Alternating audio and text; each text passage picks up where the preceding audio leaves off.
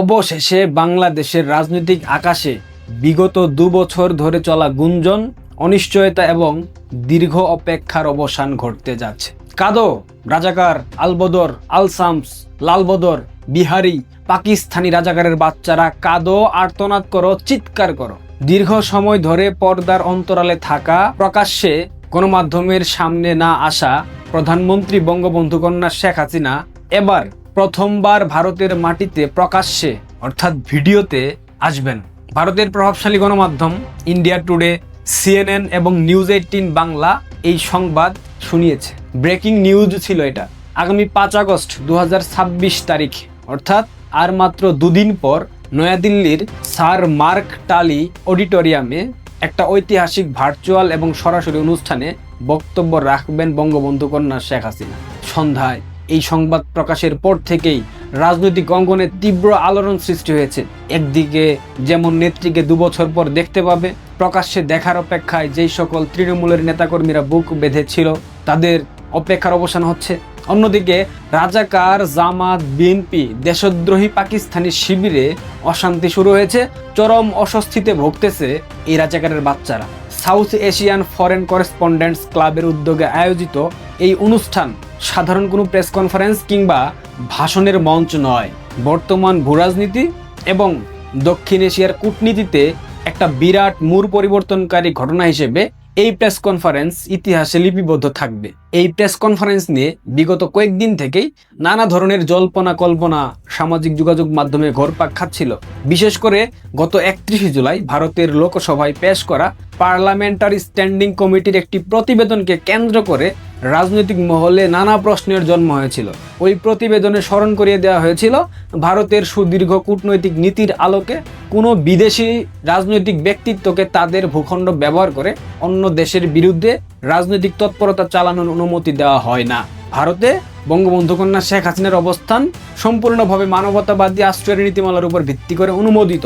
এই আইনগত এবং কূটনৈতিক প্রটোকলের কারণে গুঞ্জন উঠেছিল শেখ হাসিনা প্রকাশ্যে আর কোনো রাজনৈতিক বক্তব্য দিতে পারবেন না। এই সংবাদের পর রাজাকারের বাচ্চারা বিষয়টিকে এমনভাবে ব্যাখ্যা করে, ভুলভাল ব্যাখ্যা করে নিজেরা বিজয় উল্লাসে মেতেছিল। সে কি বিজয়, সে কি উচ্ছ্বাস।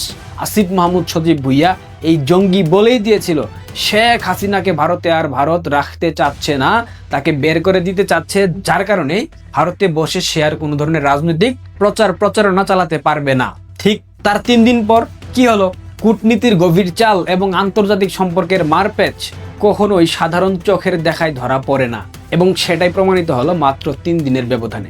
সব জল্পনা কল্পনার অবসান ঘটিয়ে খোদ নয়াদিল্লির বুকে স্যার মার্ক টালি অডিটোরিয়ামে অনুষ্ঠিত হতে যাচ্ছে এই হাই প্রোফাইল ইভেন্ট। 5 আগস্ট 2026 ঠিক 2 দিন পর ভারতীয় সময় সন্ধ্যা 6টা থেকে 7:30 এই প্রেস কনফারেন্স অনুষ্ঠিত হবে।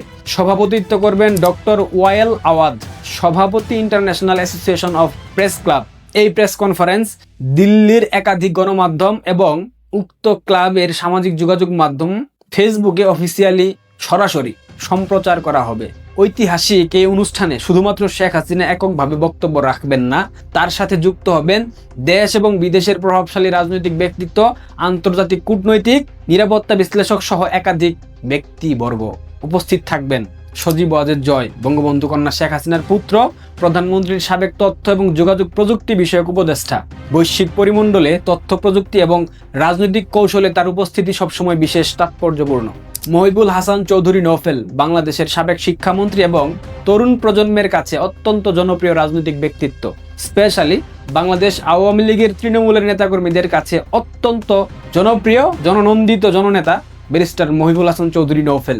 এই অনুষ্ঠানের সব থেকে বড় চমক, বাংলাদেশ ক্রিকেটের পোস্টার বয়, বিশ্ব ক্রিকেটের সর্বকালের সেরা অলরাউন্ডার এবং সাবেক সংসদ সদস্য সাকিব আল হাসান। আন্তর্জাতিক পরিমণ্ডলে সাকিবের আকাশচুম্বী জনপ্রিয়তা এবং পরিবর্তিত রাজনৈতিক প্রেক্ষাপটে তার উপস্থিতি এই অনুষ্ঠানকে আন্তর্জাতিকভাবে ঠিক কোথায় নিয়ে পৌঁছাবে রাজাকারের বাচ্চাদের কোনো আইডিয়াই নাই। উপস্থিত থাকবেন আমিনুল হক পলাশ, আমাদের প্রিয় পলাশ ভাই, সাবেক ছাত্রলীগ নেতা, সাবেক কূটনৈতিক এবং আন্তর্জাতিক নিরাপত্তা বিশ্লেষক। ভূরাজনীতির জটিল সমীকরণগুলো ব্যাখ্যা করতে তার উপস্থিতি অত্যন্ত গুরুত্বপূর্ণ। আবু উবাইদা আরিন, প্রখ্যাত রাজনৈতিক এবং সন্ত্রাস বিরোধী বিশ্লেষক। মোহাম্মদ আলী সিদ্দিকী, মহাসচিব, Bangladesh Human Rights Watch. Shah Mohammad Bakhtiar, পরিচালক Bangladesh Human Rights Watch USA.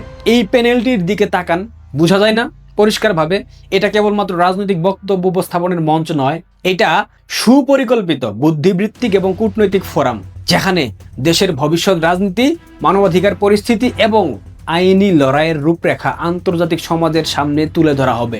দিল্লির এই হাই প্রোফাইল ইভেন্টের ঠিক আগে ঘটে যাওয়া কিছু কূটনৈতিক তৎপরতা পুরো পরিস্থিতিকে আরও বেশি রোমাঞ্চকর করে তুলেছে। কি সেগুলা? সম্প্রতি মার্কিন কূটনৈতিক সার্জিও গোর উনার বাংলাদেশ সফর এবং পাশাপাশি দীনেশ ত্রিবেদী উনার সাথে বৈঠক এবং হঠাৎ করে দিল্লি চলে যাওয়া। গতরাতে তিনি দিল্লি পৌঁছেছেন, তারই ঠিক কয়েক ঘন্টা পর দিল্লিতে শেখ হাসিনার প্রেস কনফারেন্স। ব্যাপারগুলা কেমন ধোঁয়াশা ধোঁয়াশা লাগতেছে না? তার উপর আবার কূটনৈতিকদের ঘন ঘন উচ্চ পর্যায়ের যাতায়াত, বৈঠক, এগুলা বাংলাদেশ এবং ভারতের দ্বিপক্ষীয় সম্পর্ক, পাশাপাশি দক্ষিণ এশিয়ার সামগ্রিক স্থিতিশীলতা সম্পর্কিত বড় ধরনের কোনো সমঝোতা কিংবা রূপরেখা তৈরি হচ্ছে। আন্তর্জাতিক রাজনীতিতে কোনো ঘটনায় হঠাৎ করে ঘটে না, প্রত্যেকটা পদক্ষেপের পেছনে সুনির্দিষ্ট পরিকল্পনা কাজ করে।